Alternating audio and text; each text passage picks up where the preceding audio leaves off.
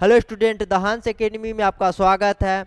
आज के क्लास में हम लोग करेंगे 12th हिस्ट्री के सेकेंड चैप्टर मौर्य वंश से लेकर के गुप्त वंश तक का इतिहास का जो है ना ऑब्जेक्टिव क्लास करेंगे। ठीक है, सब्जेक्टिव हम लोग पढ़ चुके हैं पहले ही, जिसको हम लोग 3 क्लास में कंप्लीट करेंगे। ठीक है, तो चलिए हम लोग स्टार्ट करते हैं ऑब्जेक्टिव का सेशन। देखिए, पहला क्वेश्चन है, फूट डालकर विजय प्राप्त करने का कार्य सर्वप्रथम किस राजा ने किया था? जो है फूट डालकर जो है ना विजय प्राप्त करने का जो है ना सर्वप्रथम कार्य किसने किया था? तो वो है अजात शत्रु। अजात शत्रु जो है हर्यक वंश का था। अजात शत्रु जो है किस वंश का था? तो हर्यक वंश का था, है ना। और हर्यक वंश का स्थापना जो है ना बिंबिसार ने किया था। बिंबिसार ने किया। फूट डालकर प्राप्त जो है ना फूट डालकर जो है ना विजय प्राप्त करने का कार्य सर्वप्रथम किस शासक ने किया? तो अजात शत्रु। अजात शत्रु कौन से वंश का है? तो हर्यक वंश का। और हर्यक वंश का जो स्थापना है किसने किया था? तो बिंबिसार ने किया था। ठीक है, चलिए आगे देखते हैं। आगे है, जीवक वैद्य किस वंश के काल में था? तो जीवक वैद्य जो है हर्यक वंश के काल में था। और किस राजा के काल में था? तो बिंबिसार के काल में था। बिंबिसार के काल में था। ठीक है, जिसने हर्यक वंश का जो है ना स्थापना किया था। और ऐसा माना जाता है कि जो गौतम बुद्ध है, गौतम बुद्ध के भी क्या थे? राजवैद्य थे। गौतम बुद्ध के जो है ना राजवैद्य थे, ऐसा माना जाता है। अब देखिए, तीसरा क्वेश्चन है, अपने स्वयं के खर्चे से सुदर्शन झील का मरम्मत किसने कराई? जो है सुदर्शन झील का मरम्मत जो है कौन कराया था? तो स्कंदगुप्त कराया था। और जो है सुदर्शन झील का निर्माण जो है मौर्य शासक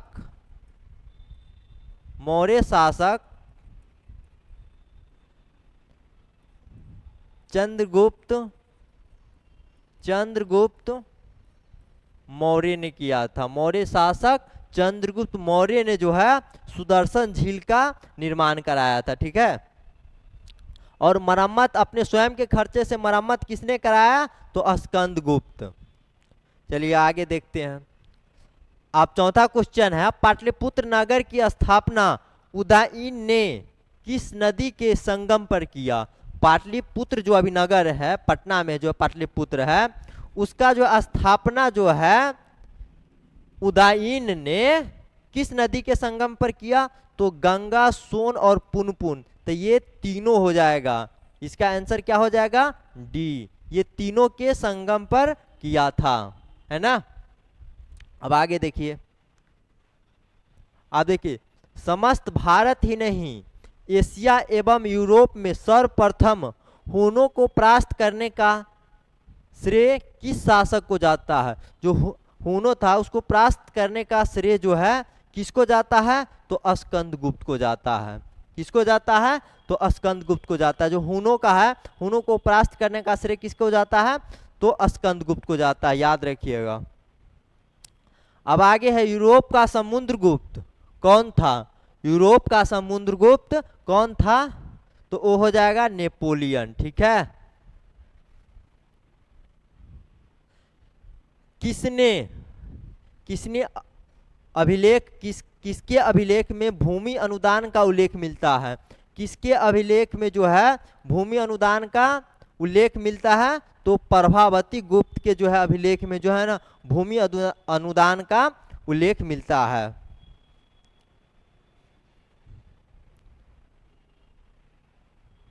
अब देखिए, भूमि अनुदान से संबंधित प्रथम अभिलेखीय प्रमाण किसका है? भूमि अनुदान से संबंधित प्रथम अभिलेखीय प्रमाण किसका है? तो सातवाहन काल का है। सबसे प्रमाणित स्रोत किसे माना जाता है? सबसे प्रमाणित स्रोत किसे माना जाता है? तो पुरातत्व को माना जाता है। सबसे प्रमाणित स्रोत के रूप में किसे जाना जाता है? तो पुरातत्व को जाना जाता है। और जो है ना अभिलेख क्या है? पुरातत्व के अंतर्गत ही आता है ना। पुरातत्व के अंतर्गत कौन सा आता है? अभिलेख आता है। तो इसीलिए बोल रहा है कि भूमि अनुदान से संबंधित प्रथम अभिलेखीय प्रमाण किसका है? तो सातवाहन काल का है। देखिए 510 ईस्वी में सती प्रथा का साक्ष्य वाला प्रथम अभिलेख कहाँ से मिला है? जो है ना सती प्रथा का जो है ना साक्ष्य सर्वप्रथम कहाँ से मिला है? तो एरन से मिला है ना। अब आगे, किस विद्वान ने मात्र अभिलेख के आधार पर अशोक का इतिहास लिखने का प्रयास किया? क्या है कि किस विद्वान ने सिर्फ अभिलेख के आधार पर ही क्या है अशोक के इतिहास लिखने का जो है ना प्रयास किया है? तो वो हो जाएगा देवदत्त रामकृष्ण भंडाकर।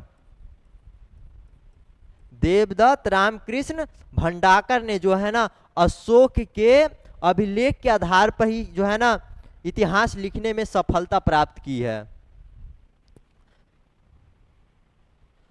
अब आगे है, किस शिलालेख से अशोक द्वारा कलिंग विजय का पता चलता है?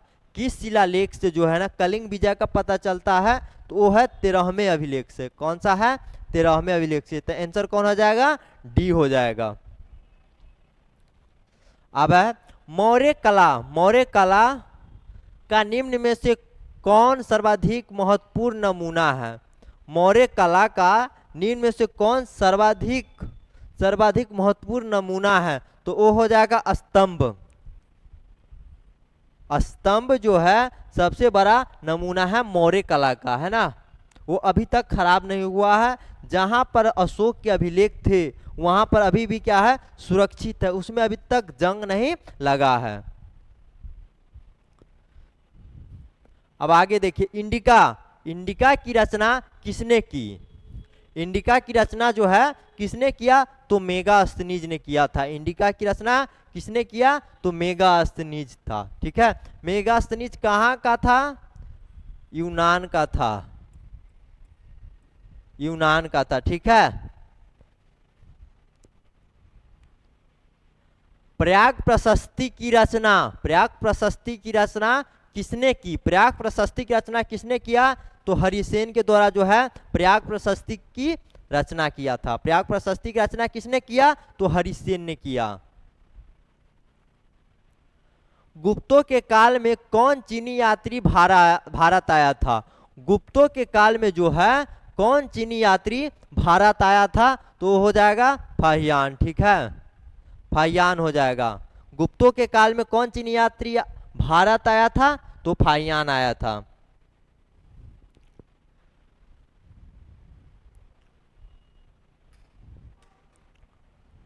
अब देखिए, भारतीय इतिहास का कौन सा काल स्वर्ण युग के नाम से जाना जाता है? गुप्त साम्राज्य में हम लोग पढ़े हुए थे कि गुप्त काल को प्राचीन भारत का स्वर्ण युग क्यों कहा जाता है ना। तो वही पूछ रहा है, भारतीय इतिहास का कौन सा काल स्वर्ण युग के नाम से जाना जाता है? तो वो गुप्त काल है।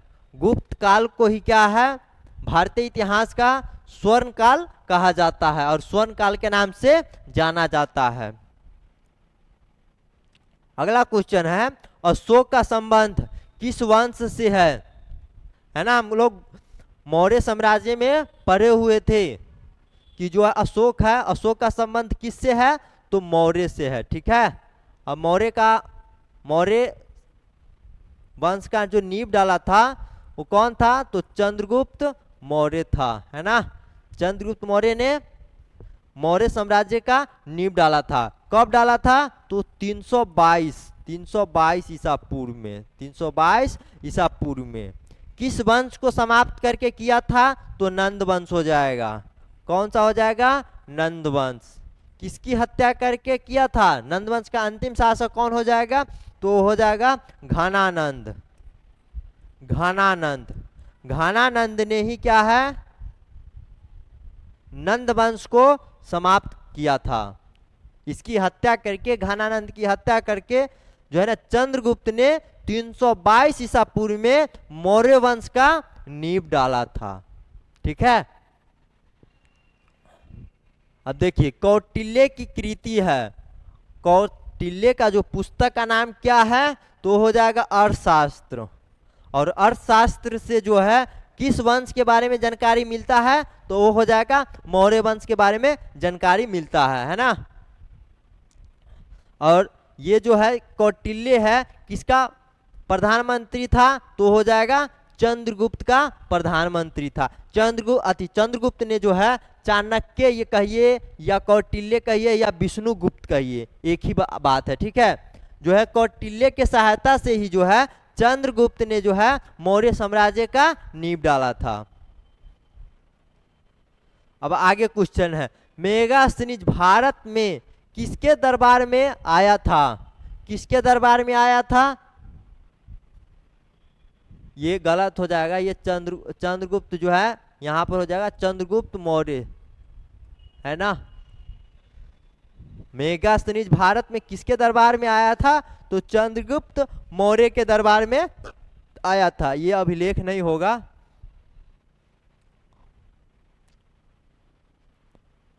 समुद्रगुप्त की जानकारी होती है। समुद्रगुप्त की जानकारी कैसे होती है, तो प्रयाग प्रशस्ति से होता है ना। प्रयाग प्रशस्ति से जो है समुद्रगुप्त का जानकारी मिलता है। पाटलिपुत्र नगर की स्थापना किसने की?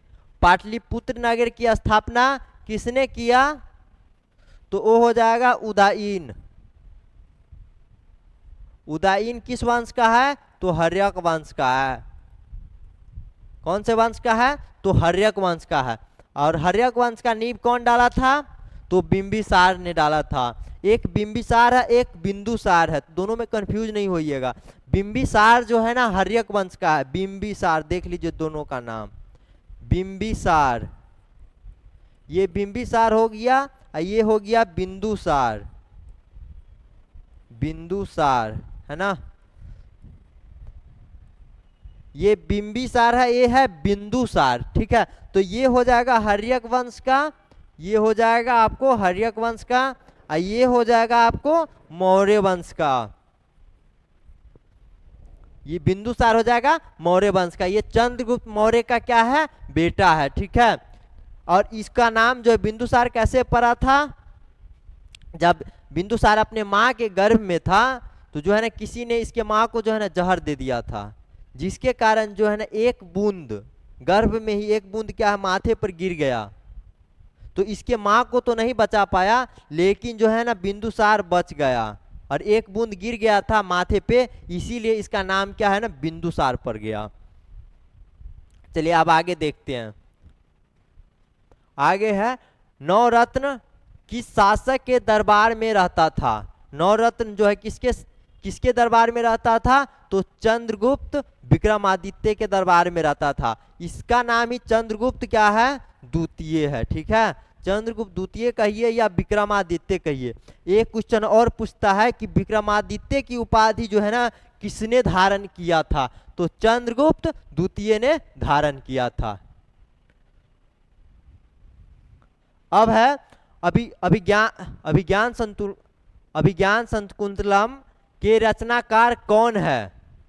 अभिज्ञान शकुंतलम के रचनाकार कौन है, तो हो जाएगा कालिदास। कालिदास ने ही क्या है अभिज्ञान शकुंतलम का रचना किया था। अब आगे है प्रयाग प्रशस्ति का संबंध किस गुप्त शासक से है? ये क्वेश्चन पहले भी पूछा जा चुका है। इसी में पहले देखिएगा जो है प्रयाग प्रशस्ति जो है किससे संबंधित है, किस राजा के बारे में जानकारी देता है, तो वो हो जाएगा ये गुप्त शासक है ना, किस गुप्त शासक से है संबंध, तो वो हो जाएगा समुद्रगुप्त। प्रयाग प्रशस्ति जो है प्रयाग प्रशस्ति का संबंध किस गुप्त शासक से है, तो समुद्रगुप्त से। ठीक है, समुद्र ऐसा भी क्वेश्चन पूछेगा कि जो है ना समुद्रगुप्त का जो है ना जानकारी किससे मिलता है, तो प्रयाग प्रशस्ति से मिलता है। ये क्वेश्चन पहले इसी में आया था, इसीलिए बोल रहे हैं।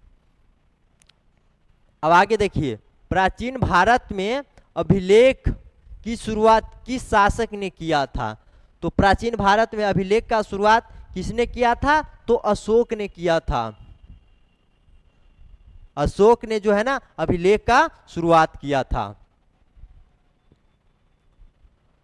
किस शासक को प्रियदर्शी कहा जाता है? किस शासक को प्रियदर्शी कहा जाता है? तो वो हो जाएगा अशोक को। अशोक को क्या है? प्रियदर्शी कहा जाता है। क्यों कहा जाता है? क्योंकि अशोक ने ही क्या है ना युद्ध का रास्ता छोड़ करके जो है ना शांति के रास्ते पे चले गए थे। कलिंग युद्ध के बाद जो है ना ये धम्म नीति अपना लिए। इसके बाद जो है ना इसका नाम जो है ना प्रियदर्शी रख दिया गया। ठीक है, अशोक प्रियदर्शी रख दिया गया। तो किस शासक को प्रियदर्शी कहा जाता है? तो अशोक को कहा जाता है, क्योंकि कलिंग युद्ध में इतना नरसंहार हुआ था जिसके कारण जो है ना अशोक विचलित होकर बौद्ध धर्म अपना लिए और बौद्ध धर्म में क्या है धम्म की नीति अपनाकर जो है ना शांति के रास्ते पे चले गए। और जिसके बाद जो है ना इसका नाम के अंत में जो है ना प्रियदर्शी रख दिया गया। देखिए, मौर्य काल के टकसाल का प्रधान कौन था? मौर्य काल में जो है टकसाल का प्रधान कौन था? सबसे पहले समझिए कि टकसाल क्या होता है। टकसाल जो है ना सिक्के उत्पादन जो होते हैं, सिक्के उत्पादन होते हैं उसी को जो है ना टकसाल बोला जाता है। जहाँ पर सिक्के का उत्पादन होता है उसे टकसाल बोला जाता है। और जहाँ पे सिक्के उत्पादन होते टकसाल बोला जाता है। और उसके अध्यक्ष को जो है ना लक्षणाध्यक्ष बोला जाता है। उसके अध्यक्ष को क्या है? लक्षणाध्यक्ष बोला जाता है। टकसाल के अध्यक्ष को क्या बोला जाता है? तो लक्षणाध्यक्ष बोला जाता है। तो वही है, मौर्य काल के टकसाल का प्रधान कौन था? तो टकसाल का प्रधान कौन था? तो लक्षणाध्यक्ष। अध्यक्ष कहिए या प्रधान कहिए, क्या हो जाएगा? लक्षणाध्यक्ष। तो समझ गए कि टकसाल क्या होता है? तो जहाँ पे सिक्के उत्पादन होते हैं उसी को क्या बोला जाता है? टकसाल बोला जाता है। और उसके अध्यक्ष को क्या बोला जाता है? लक्षणाध्यक्ष। अब देखिए, पतंजलि के महाभाष्य से किसकी जानकारी मिलती है? पतंजलि के महाभाष्य से किसकी जानकारी मिलती है? तो मौर्य काल की। पतंजलि के महाभाष्य से किसकी जानकारी मिलती है? तो मौर्य काल की। देखिए, धम्म महामात्रों को किसने नियुक्त किया? है ना, धम्म महामात्रों को किसने नियुक्त किया? तो अशोक हो जाएगा। है ना, अभी ये चर्चा कर रहे थे, बार बार चर्चा हो रहा है अशोक। देखिए, मौर्य काल में जो है ना दो ही राजा का ज्यादा चर्चा होता है, एक चंद्रगुप्त का होगा और एक चाणक्य का हो जाएगा। तीन मान के चलिए, तीन चाणक्य और चंद्रगुप्त मौर्य और अशोक, ये तीन में ही क्या है ये चैप्टर खत्म हो जाएगा आपको। तो धम्म महामात्रों को किसने नियुक्त किया? तो अशोक ने नियुक्त किया था। अर्थशास्त्र एवं इंडिका से किस राजवंश के बारे में जानकारी मिलती है? अर्थशास्त्र एवं इंडिका से किस राजवंश के बारे में जानकारी मिलता है? तो हो जाएगा मौर्य के बारे में। मौर्य के बारे में जो है अर्थशास्त्र और इंडिका से जानकारी मिलता है। एलोरा के कैलाश मंदिर किस राजवंश ने निर्मित कराया? जो एलोरा के जो है कैलाश मंदिर है किस राजवंश ने निर्मित कराया था? तो वो हो जाएगा राष्ट्रकूट ने क्या है निर्मित कराया था। एलोरा के कैलाश मंदिर का निर्माण जो है ना कौन कराया था? तो राष्ट्रकूट शासकों ने कराया था। 16 महाजनपदों में सबसे शक्तिशाली महाजनपद कौन था? 16 महाजनपद में सबसे शक्तिशाली महाजनपद कौन था? तो वो हो जाएगा आपको मगध था। है ना, मगध जो है ना 16 महाजनपद में सबसे शक्तिशाली महाजनपद था। देखिए, पुराणों की संख्या कितनी है? पुराणों की संख्या आपको कितनी है? तो वो हो जाएगा 18। और उपनिषदों की संख्या कितना है? उपनिषद की संख्या क्या है? 108। वेदों की संख्या क्या है? वेद कितने हैं? तो 4 है। पुराणों की संख्या 18, उपनिषदों की संख्या 108 और वेदों की संख्या 4। और महाजन जो है महाजनपदों की संख्या कितना था? तो 16 महाजनपद थे। 16 महाजनपद में जो है सबसे शक्तिशाली महाजनपद कौन था? तो मगध था। ठीक है। अर्थशास्त्र के लेखक थे। अर्थशास्त्र के लेखक कौन थे? वो हो जाएगा विष्णुगुप्त। देखिए विष्णुगुप्त को ही क्या है, चाणक्य कहिए या कौटिल्य कहिए, तीनों जो है ना एक ही नाम है। तो अर्थशास्त्र के लेखक कौन है? तो विष्णुगुप्त हो जाएगा। वज्जी को सामाजिक ग्रंथों में, ये आपको नहीं हो जाएगा, सामाजिक ग्रंथों में कहा जाता है या क्या कहा जाता है? वज्जी को सामाजिक ग्रंथों में कहा जाता है तो वो हो जाएगा गणतंत्र कहा जाता है। वज्जी को है ना सामाजिक ग्रंथों में गणतंत्र कहा जाता है। देखिए जनपद का शाब्दिक अर्थ है, जनपद का क्या है? शाब्दिक अर्थ हो जाएगा जहां लोग अपना घर बनाते हैं। क्या है जनपद का शाब्दिक अर्थ? क्या हो जाएगा? जहां लोग अपना घर बनाते हैं।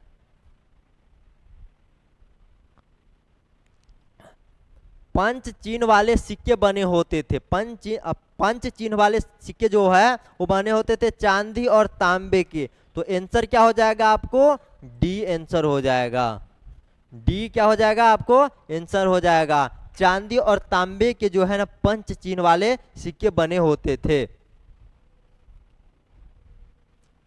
पाटलिपुत्र नगर की स्थापना की गई थी। पाटलिपुत्र नगर की स्थापना जो है ना उदयभद्र के द्वारा किया गया था। उदयभद्र को ही क्या है? उदयीन के नाम से जाना जाता है।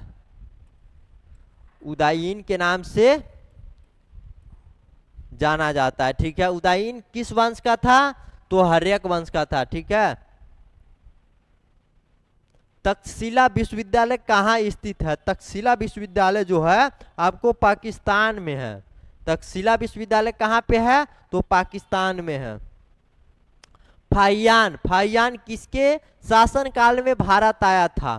फाहियान जो है किसके शासन काल में भारत आया था? फाहियान जो है किसके शासन काल में भारत आया था? तो चंद्रगुप्त द्वितीय के शासन काल में भारत आया था। चंद्रगुप्त द्वितीय के शासन काल में भारत आया था।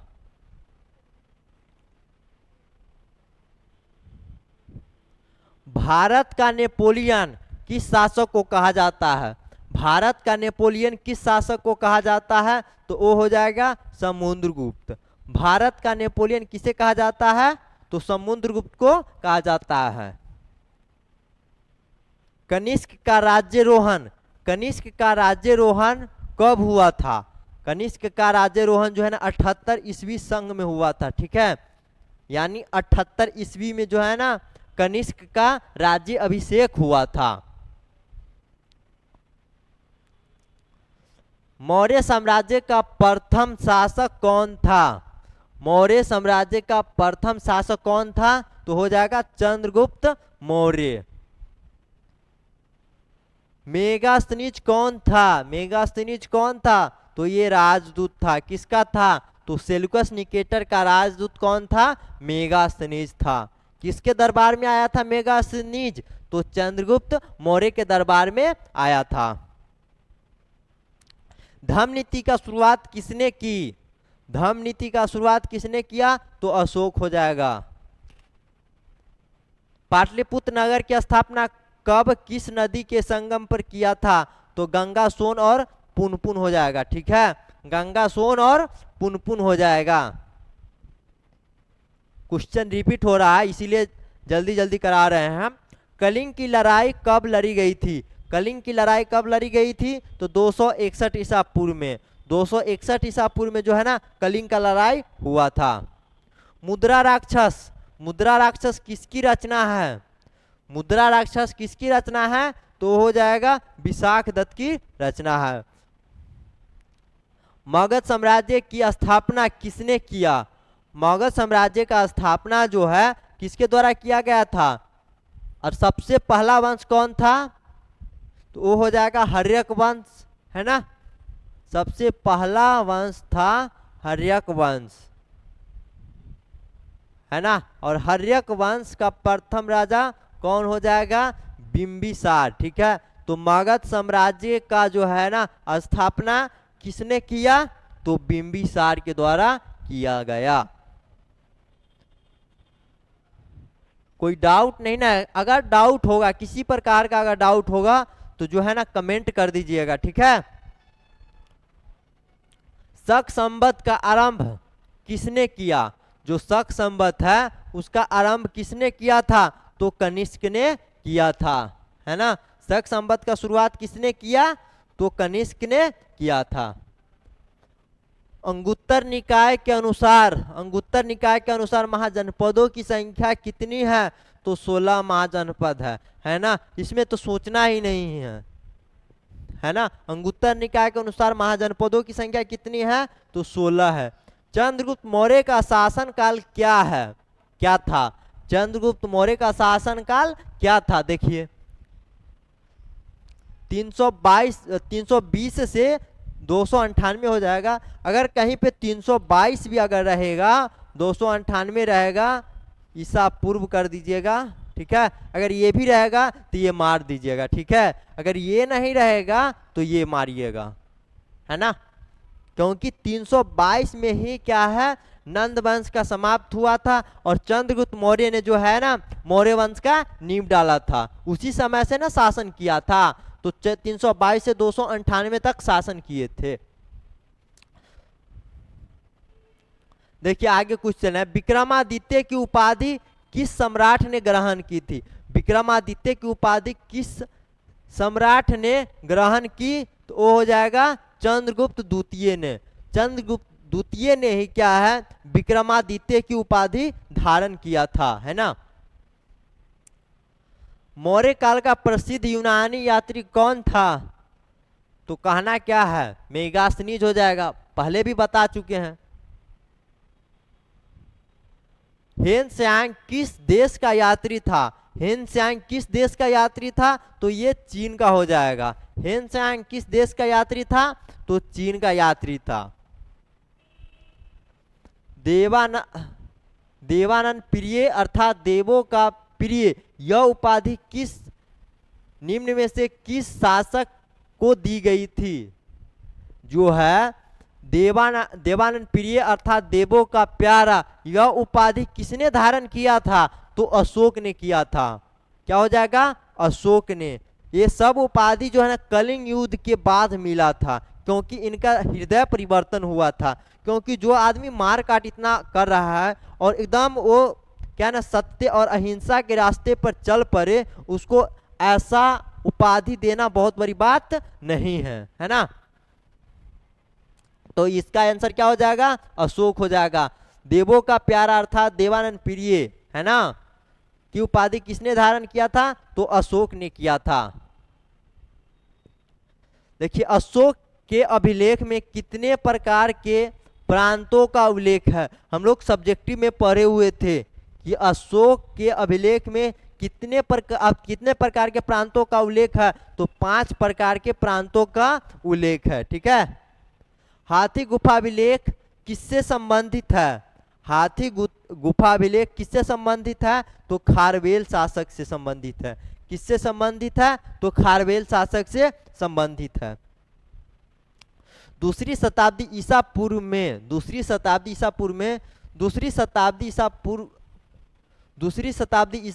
से दूसरी शताब्दी ईस्वी तक के दौरान निम्न में से किस क्षेत्र में जो है सतवाहन करते थे? ये क्वेश्चन थोड़ा गलत है। इसमें हो जाएगा कि दूसरी शताब्दी ईसा पूर्व से दूसरी शताब्दी ईस्वी के दौरान निम्न में से किस क्षेत्र में सतवाहन शासन करते थे?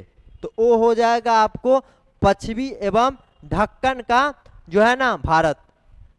वो किस क्षेत्र में थे? तो पश्चिमी क्षेत्र, भारत के पश्चिमी क्षेत्र और भारत के जो दक्कन का जो क्षेत्र है उस पे क्या है, सातवाहन जो है ना शासन करते थे। ठीक है, दूसरा चैप्टर का जो है ना ऑब्जेक्टिव समाप्त हो गया। अगर आप ऑब्जेक्टिव बनाइए, अगर नहीं बनता है, अगर सेकंड चैप्टर का है ना अगर नहीं बनता है तो फिर बोलिएगा।